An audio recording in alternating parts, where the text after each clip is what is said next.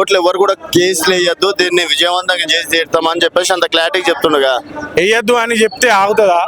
ఎవరో ఒకరికి వాళ్ళు అగ్రవర్ణాలు వారు కూడా రిజర్వేషన్ మరి ఖండిస్తారు. ఎందుకంటే తరతరాల నుండి కూడా మనకు ఇదే అలవాటు అయిపోయింది.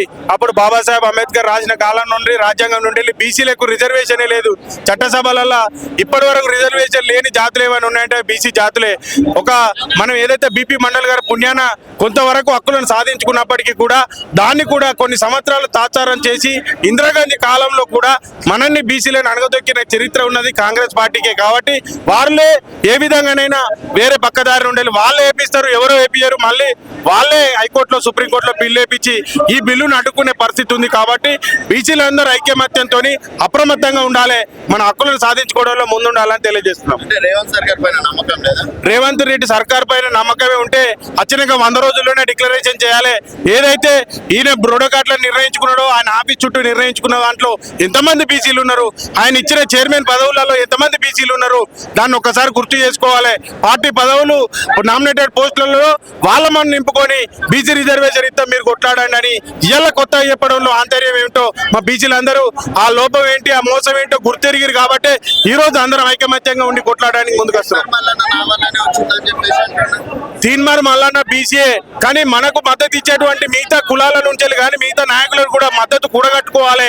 మనకు మనమే ఉంటే మాత్రం సాగదు కదా.